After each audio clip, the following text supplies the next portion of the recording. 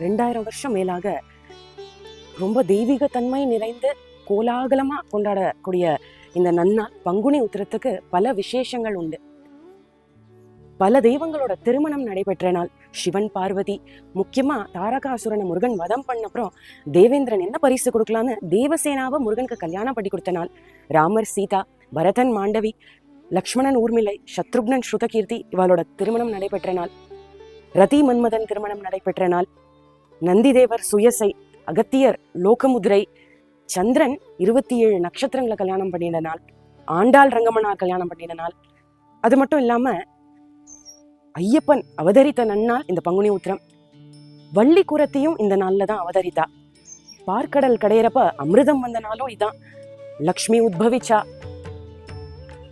அவ கடும் தவம் புரிஞ்சு திருமாலை நினைச்சுண்டு திருமாலுக்கு அந்த தவத்துக்கு பரிசா திருமாலுக்கு மாலையிட்டு திருமாலோட மார்பிலேயே அமர்ந்து கொண்டா. பிரம்மதேவர் கடும் தவம் புரிஞ்சு சரஸ்வதியை தன்னோட நாக்குல அமர்த்தின்ற நாளும் இந்த பங்குனி உத்திரம் தான். கம்பர் முதல்ல நாதமுனிவர்களுக்கு முன்னாடி கம்பராமாயணத்தை அரங்கேற்றிய நாளும் பங்குனி உத்திரம்.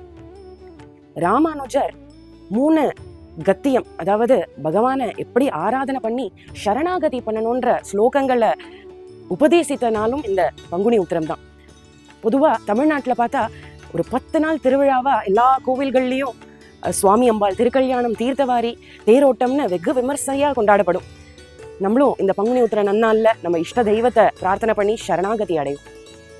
பண்டரி புரவாச ஸ்ரீ பாண்டுரங்கா சிதம்பரேஷா ஸ்ரீ நடராஜா நத ஜனபாலக நவகிரக ரூபா பார்வதி சுகுமார கணபதி ஸ்கந்தா சிவராம கிருஷ்ணா கோவிந்த நரஹரி நாராயணா காசி விஸ்வநாதா.